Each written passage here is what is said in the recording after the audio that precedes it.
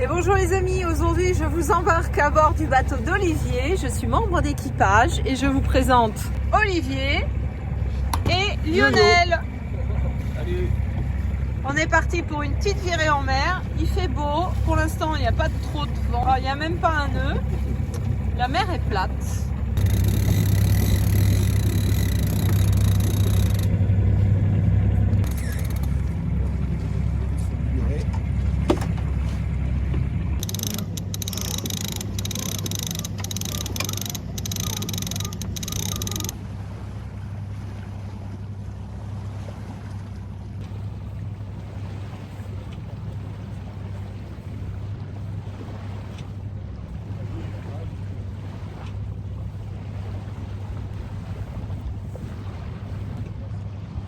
Vous pouvez le voir, il n'y a pas de génois parce que la voile est partie en réparation chez AZ Voile pour refaire la bande UV.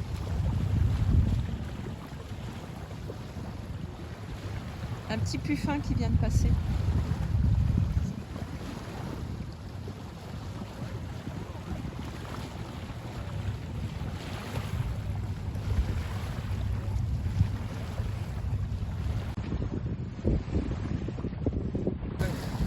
Alors Olivier là-bas, ah bah il vient me le dire carrément. On rapproche. Allez vas-y, dis. Alors du coup avec la station de lavage, c'est tip top parce que pour le coup je peinais à avoir 3 nœuds de vitesse à 2000 tours minute. Là on est à 5 nœuds 2 et sur 1500 tours minute.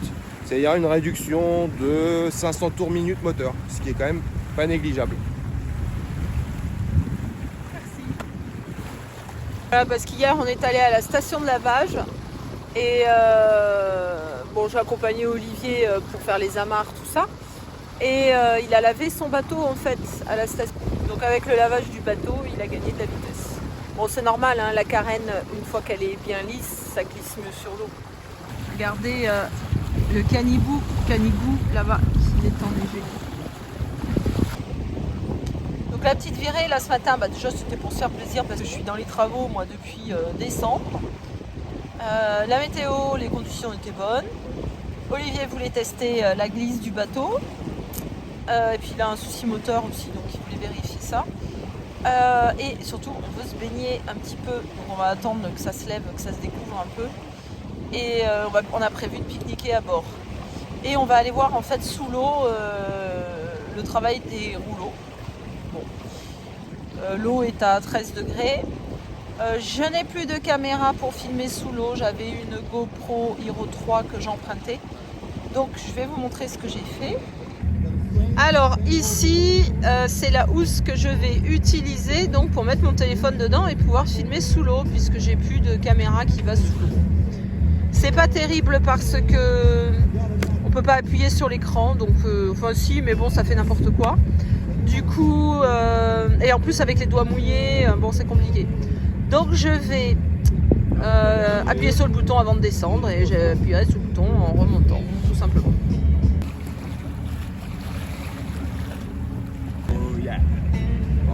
Bon, Olivier a sorti la musique. Alors là, après, moi, j'ai des ennuis avec YouTube parce que c'est pas de la musique de droit. Donc, je dois faire tout un schmilblick sur CapCut pour couper la musique.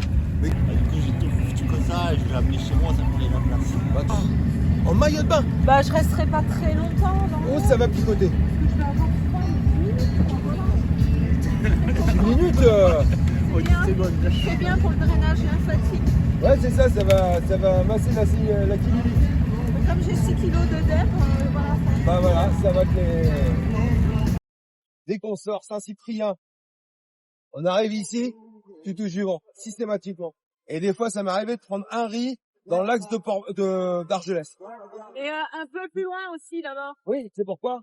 Bah, on est dans le couloir, hein. Non, c'est surtout que t'as les vents catabaltiques, ce que je t'expliquais. Le vent vient s'engouffrer dans les montagnes, ressort, et fait toboggan. Et là, boum, tu te prends 3-4 mètres de plus. Alors si t'es parti il y a 15, bah t'as 20. Quand je regarde Windy sur la carte, à chaque fois ici, là, c'est à peu près calme, et là-bas, Ouais. ça bombarde. Ouais, c'est ça, les deux camps. Après, t'as suivant les vents, si c'est avancé de 7 heures, sud-sud-est, t'as avoir des effets venturi, Ouais. ce qui est normal. Il est grand ton drapeau, hein? Bah ouais. C'est plus un faïence, c'est un drapeau, là.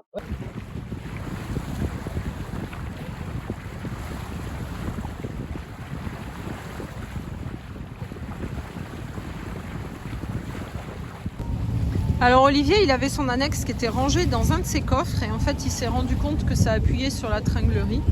C'est pour ça qu'il l'a sorti là. Alors je demandais à Olivier ce que c'était ce petit truc là et en fait ça remplace sa bouée fer à cheval. Il tire dessus et ça gonfle une bouée. Mais alors celle-ci elle est verticale, c'est une bouée tube verticale. Et c'est le genre de bouée où tu t'assois dessus que tu peux chevaucher oui. là. Ouais. Voilà.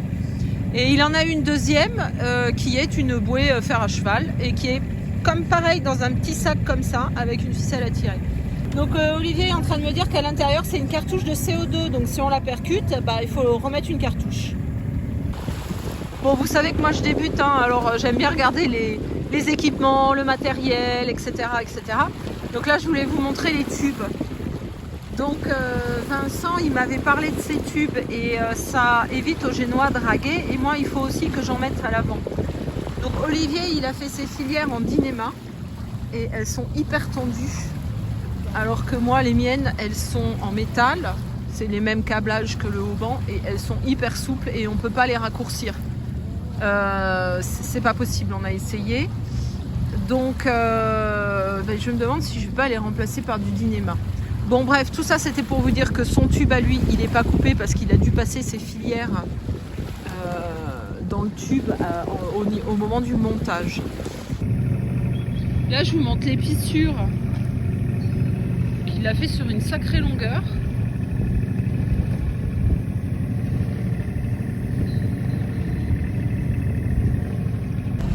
Alors là je vous montre une épirbe. Alors c'est une balise.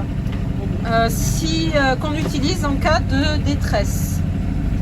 Donc si jamais on a besoin d'utiliser la balise et qu'on n'est pas dans l'eau, on tire l'antenne ici, on appuie une seconde sur le bouton. Par exemple on a une voie d'eau, on va couler, on peut déclencher sa balise. Si jamais on la jette dans l'eau, elle se déclenche toute seule. Si on la déclenche sans aucune raison, juste pour rigoler et voir ce que ça fait, on est passible de poursuite. Et quoi d'autre à vous dire là-dessus? Ah oui, elle est obligatoire en hauturier. Pour le semi-hauturier, je ne sais pas, il faudrait vérifier. Et pour le côtier, elle n'est pas obligatoire. Ah oui, elle doit être encodée avec le numéro MMSI du bateau. Voilà, comme ça, si jamais vous la déclenchez, on sait quel bateau est en difficulté. Alors là, je vous montre la VHF. Parce que Olivier, il a installé tout son réseau avec le NMEA 2000, c'est-à-dire que tous ces appareils sont interconnectés. Donc là, on est sur la VHF et pourtant, on voit le vent et la vitesse du vent. Et alors, si on va sur le menu, on a voilà, d'autres informations, d'autres possibilités. On va pas le faire, mais s'il y a un homme à la mer, on peut déclencher le MOB, Man Overboard. D'ailleurs, pourquoi c'est pas WOB, hein? Non, je déconne, mais bon. Ici, on a un menu, et voilà. On voit que c'est le NMEA 2000. Alors, bien entendu, elle fait l'ASN, l'appel sélectif numérique. Donc, ça, c'est un système où on peut communiquer, mais uniquement en envoyant des messages précodés dans la radio. C'est-à-dire qu'on n'a pas besoin de parler. Je sais pas où il est là-dessus. Le DSC. Ah, ça peut-être le DSC. Distress Selective Call. Correspond à appel sélectif numérique. Voilà. Donc, voyez, vous pouvez appeler. Si vous avez le numéro MMSI d'un bateau, vous pouvez l'appeler. Vous pouvez faire différentes choses. Dans les VHF récentes, vous avez même une touche distress. Donc ça déclenche via l'ASN ou le DSC, ça déclenche via l'ASN un message de détresse. On va l'utiliser qu'en cas d'urgence, évidemment. Alors on peut aussi recevoir des messages. Donc ça peut être par exemple s'il y a quelqu'un qui n'est pas très loin qui utilise l'ASN pour faire un appel de détresse. Ben, ici ça va sonner et on pourra, alors il sera affiché sur l'écran, mais on peut aller rechercher les appels de détresse ou les autres appels. Bon, tout ça, c'est les trucs que vous apprenez au CRR, qui est le certificat restreint de radiotéléphonie.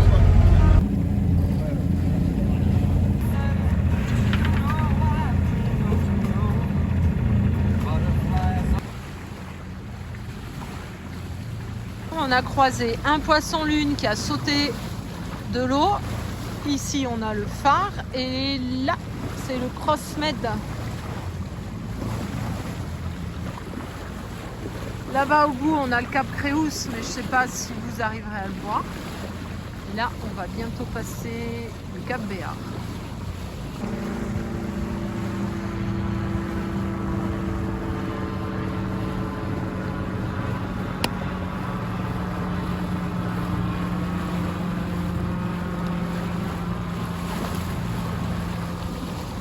Et voilà, la pointe du Cap Béar.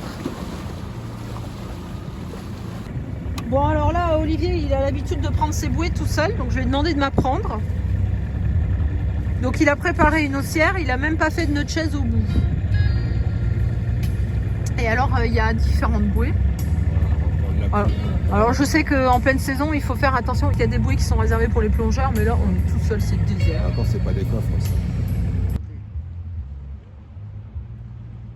Donc il s'arrange pour la mettre du côté où il est assis.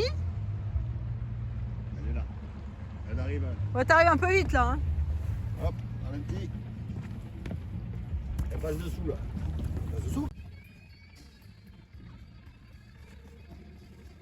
Le coffre est beaucoup plus loin cette fois.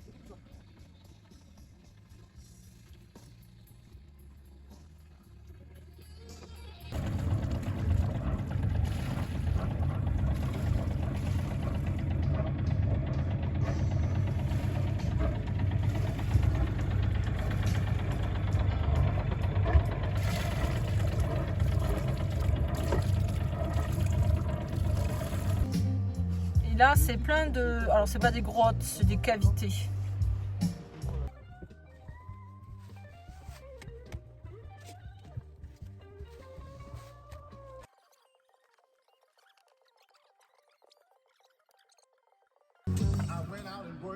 Alors ça, c'est la combinaison d'Olivier. Et tu as dit que tu étais sec à l'intérieur. L'eau rentre pas. Non. Mais il dit qu'il peut pas la mettre comme ça. Pourquoi tu mets pas un legging en dessous? Ça glissera. Non, je peux pas. Faut mettre de l'eau. J'ai cru que tu allais l'éteindre. Oh, arrête.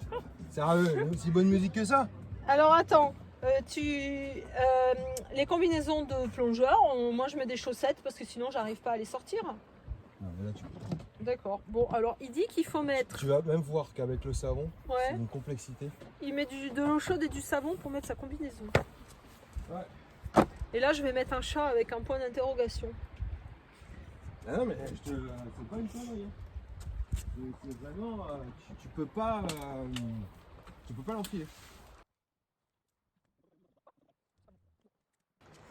Et moi j'avais un effet chaud là, mais je vais le garder dessous pour avoir encore plus chaud. Parce que j'ai pas pris ma combinaison comme c'est pas mon bateau, tout ça. Je voulais pas m'encombrer. Ah Fred, tu m'en fais faire, sérieux. Putain de merde. Tu vas me dire, attends, la gonzesse elle y va et moi j'y vais pas, attends. Oh, sérieux. Caméra frontale, ok. Le ressenti, c'est un peu ça. Déjà là j'ai froid alors. Ah bah je te dis, le ressenti, c'est un peu ça. Hein. C'est bon, ça va me faire du bien. Ça fait longtemps que j'ai pas dormi.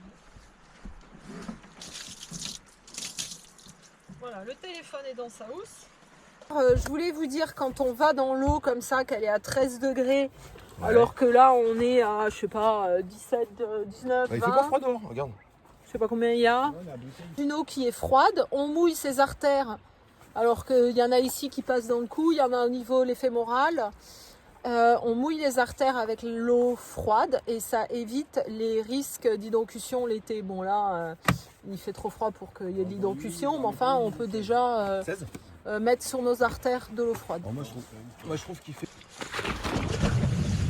Ah oui, j'ai pas eu qu'à la plonger. Elle est vraiment chaude.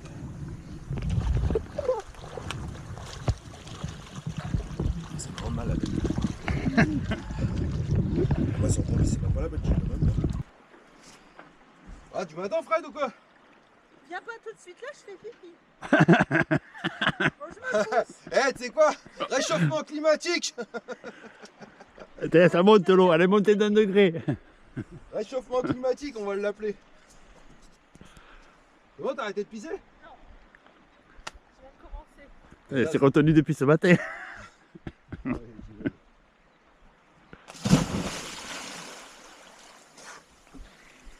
C'est bon, j'ai fini. Je n'ai pas pu te faire des belles images sous l'eau parce que la caméra dans son sachet plastique c'est vraiment pas pratique et ça ne fonctionnait vraiment pas, j'ai été très embêtée avec ça. De toute façon il n'y avait pas grand chose à voir parce qu'il n'y avait pas de faune, il y avait à peine de flore. On a quand même visité une petite cavité sympa.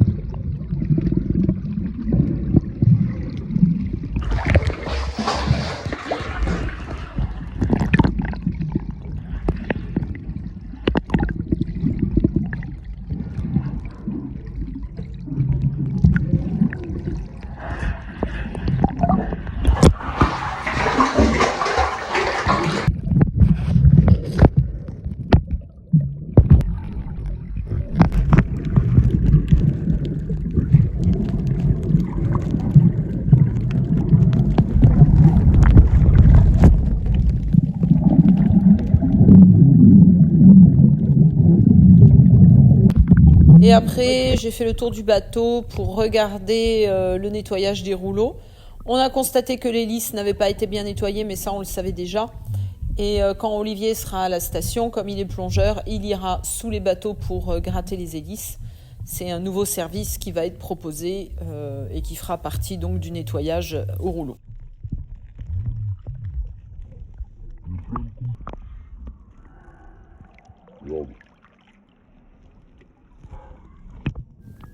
Parce qu'au cas où tu n'aies pas vu ma dernière short, Olivier va maintenant travailler à la station de nettoyage par rouleau.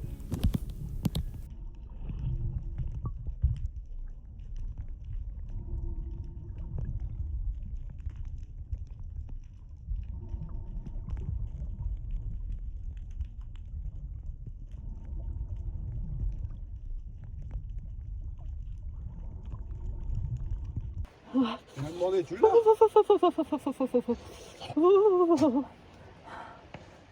J'ai le soleil dans le dos là, c'est agréable. Tiens ma choupinette, c'est pour toi. Merci. Tu la perds pas, c'est un porte-bonheur. Il fait froid quand même. Hein. Oh, ça fait du bien, mais ça caille.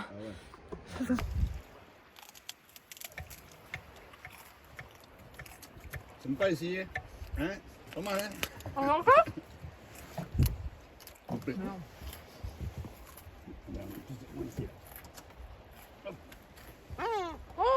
Dégage-toi, c'est chez moi. On est gentil, hein?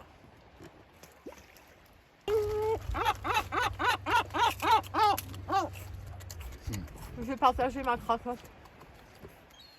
Vas-y. Les pauvres, tu crois qu'ils ont faim? T'as vu celle-là, tu la trouveras Ils pas trouvent chez pas à Ikea. bouffer ou quoi? Olivier, il a coupé le melon.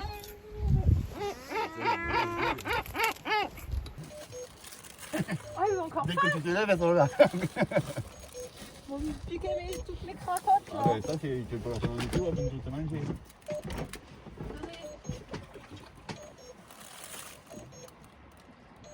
C'est des voraces, ces trucs.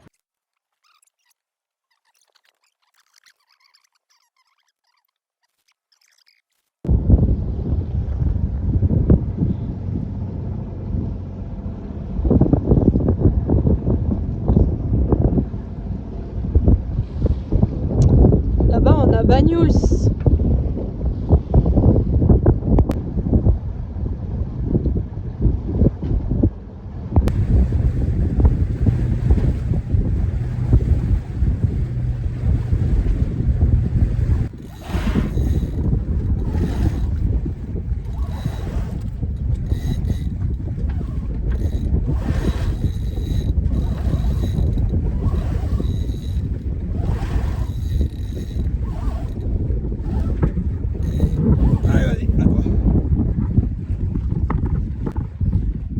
suis toujours frigorifiée. Je suis venue me coucher sur l'annexe parce qu'elle est noire et elle était chaude. Mais là, elle est plus chaude et maintenant, il y a le vent froid.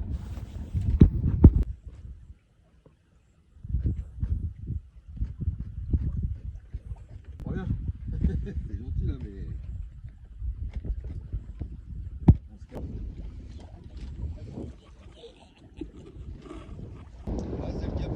On est en train de passer devant Cerbère. Ici, c'est le cap Cerbère. Et de l'autre côté, c'est Espagne. Et derrière là-bas, derrière le cap, loin là-bas devant, il y a un petit village en bas des falaises là. Et c'est Puerto de la Selva. L'Espagne! Là-bas, c'est Llança. Llança, et après là-bas, c'est Porto de la Selva. Et voilà, et maintenant on fait demi-tour. Direction le port de Saint-Cyprien. Et normalement, on aura le vent dans le dos.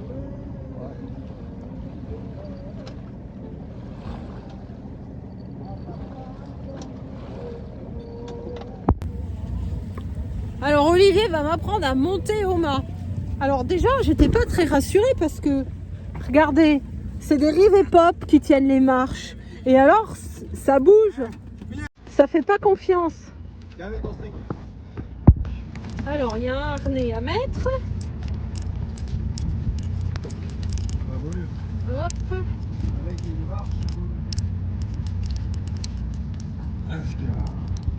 J'essaie de pas me casser la figure pour le mettre.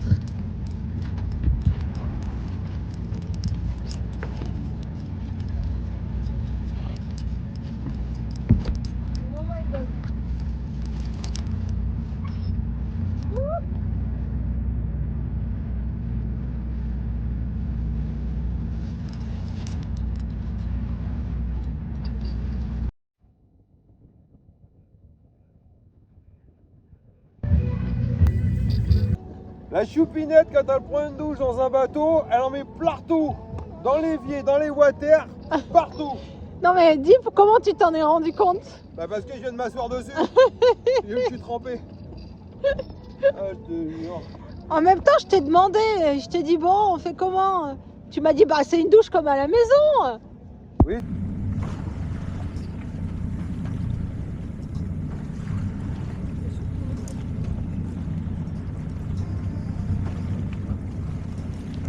Et après tu vas mettre dans un winch? Non, avec la main. Parce que je me démerde pour monter, c'est ça avec les marches? Ah bah oui. Ah, ben ouais. C'est pas toi qui me hisse. Non, Ah non, il t'assure juste. moi je t'assure. Comme- Bien sûr ta sécurité. Comme en escalade, pareil. La marche, c'est celle qui est tout en haut là, à 2 mètres. J'ai le droit de mettre là? Oui. Ça n'a pas été évident. Comme ça, il y a une marche de chaque côté. C'est mieux de ce côté, non? Prends le côté qui va. Ok. Moi je suis désolée mais ça secoue en haut du mât. C'est pour ça que ça bouge tant. Tiens, je vais filmer pour Olivier qui voit si c'est en bon état là-haut. Mais ils font exprès de me secouer, c'est pas possible. Salut choupinette. Mais non. Alors j'étais super contente parce que de là-haut il y a une très belle vue, c'était une belle expérience. C'est tout petit le bateau vu de là. Il est gros le panneau solaire. Hein.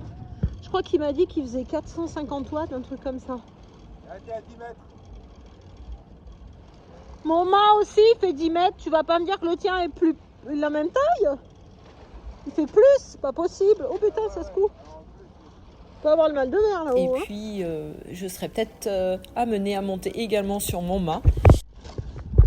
Waouh, regardez ça.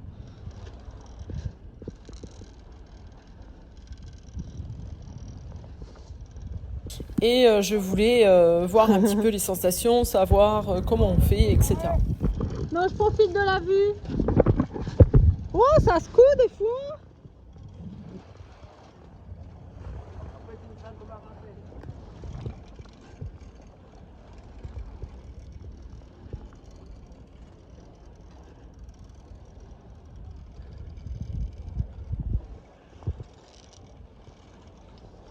Oh la vache, ça met ses coups de ballon de temps en temps, pas tout le temps. Je pense que c'est à chaque fois qu'on prend une vague peut-être.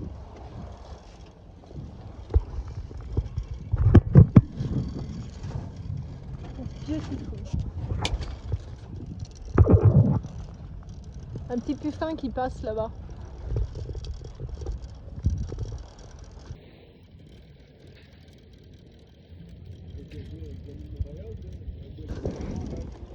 Bon, ça tire bien dans mon mollet quand même. Hein. Je vais mettre les deux dans les marches parce que... Ah, voilà.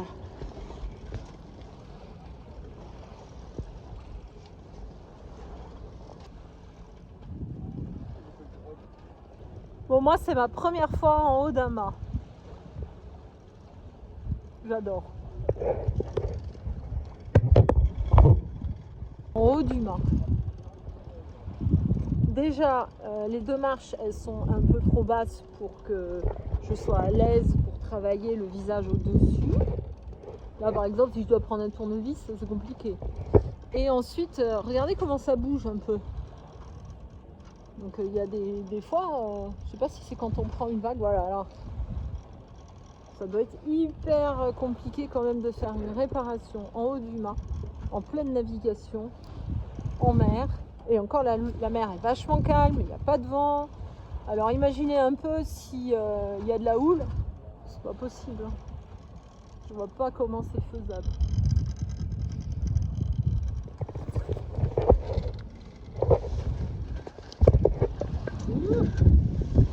Faut bien s'accrocher. Bon, une minute ou deux. Comme tu veux que je descende?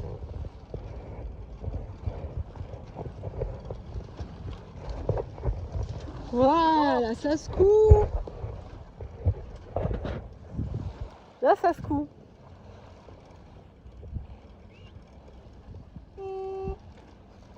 Ok. Bon, il y a un grand chef qui veut descendre. Donc je mets les pieds, vous voyez. Faut mettre les pieds dans les petites marches. Mais des fois, ça se coud un peu. Bon, après, je suis bien tenue par le harnais. Hein. Il y a Olivier qui m'assure en bas.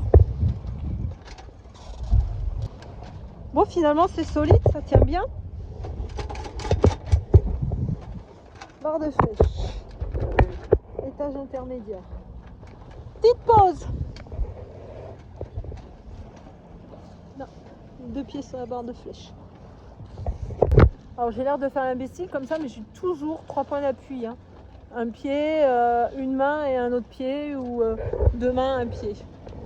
Ah, on a le pilote qui est en train de travailler. Ah bah oui. Bah maintenant j'ai plus froid. Allez, chasse, j'aime pas trop. Pas de boire à soulever quand même.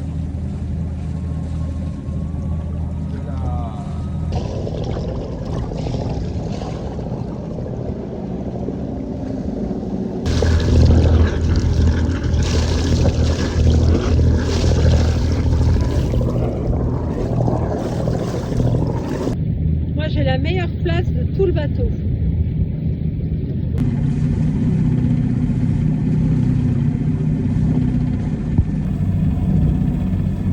Bon alors, on devait avoir le vent dans le dos au retour. Mais en fait, c'est pas le cas. On n'avance pas tellement, du coup Olivier a mis le moteur. Et moi je veux absolument une petite marche comme ça. Alors, regardez ça. Regardez ça. C'est pas royal ça? C'est top ici. Je veux la même chose sur mon bateau. Prochain projet.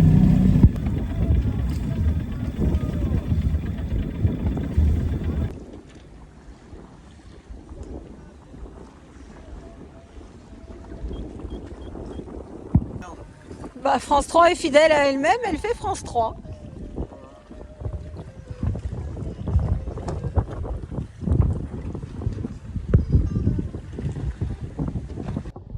Alors la petite marche sur laquelle je suis assise là, j'ai demandé à Olivier comment il a fait pour avoir cet effet glossy, verni.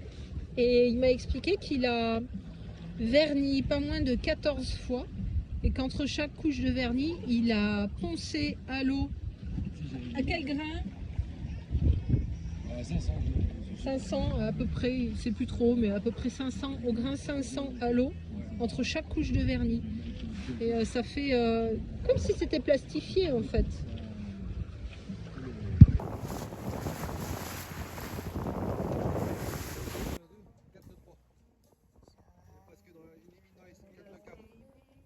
Le bateau il est super bien réglé. Alors là, on a 10 nœuds devant, presque 11. 4 nœuds pro de vitesse. Et on a une profondeur de 40 mètres. Une température extérieure de 14 degrés. Là, il était remonté d'ailleurs. Et une vitesse de... Tu la vois où la vitesse? C'est ça là? Ouais. 4,6 nœuds à peu près. Le soleil est au rendez-vous. Heureusement qu'il est au rendez-vous. Bah, il a mis du temps pour arriver. Hein. Oui, il aura mis du temps. Il m'a bien laissé me geler.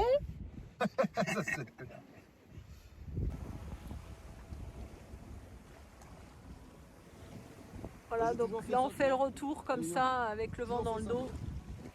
J'ai toujours fait mon bateau pour manger. Tranquillou.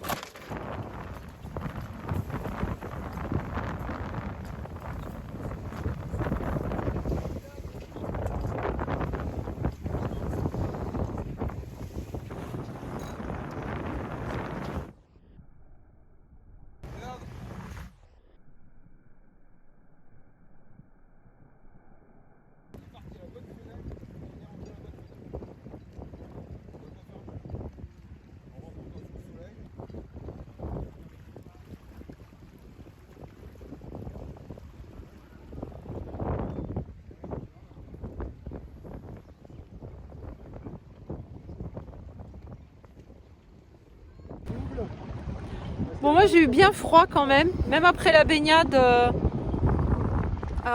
Et j'ai pris je sens le soleil qui m'a bien chauffé là. C'est pour ça que j'avais mis ça comme ça pour me protéger du soleil. Et il faut que je m'achète des équipements plus adaptés parce que j'en ai pas en fait, j'ai rien d'adapté. Là je suis venue en pantalon de survêt. Alors ne faites pas ça, un pantalon de survêt en mer, ça coupe pas du tout le vent.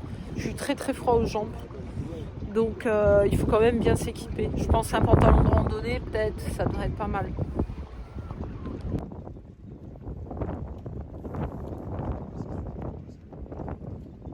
Donc dès que je peux, je vais sur le quai, je te chope les amarres.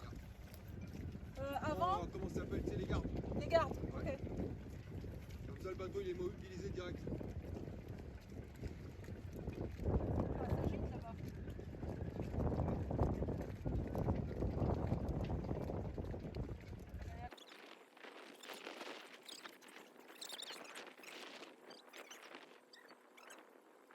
Avec 12 nœuds devant, regarde. On va rentrer comme papa dans le mammouth 20 ans de mariage. Ah, moi ça. T'as de la place en même temps. Hein. Trop de place. Moi j'en ai pas. J'en ai trop. Ça me plaît pas.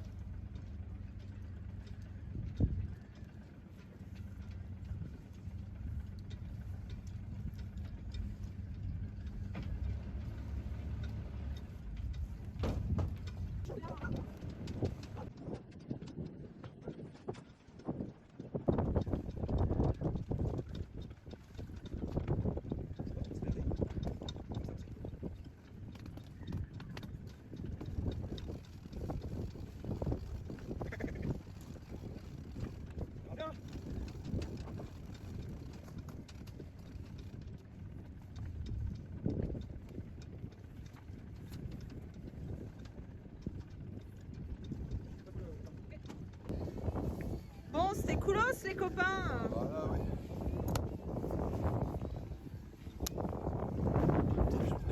Ouais. Alors, combien on a fait? 27, 28, allez, 28 000. 28 000. Et là, il y avait la barre de winch. Je me suis pété 2 fois les jambes dedans. La manivelle de winch. Bon voilà, on est rentré au port. Il y a mon bateau qui est juste là. Donc on est voisins. Et il y a 17 nœuds de vent. On est rentré avec 17 nœuds. Une petite raclette entre amis en fin de journée. Et on vous dit au revoir. Merci d'avoir suivi la vidéo et à bientôt.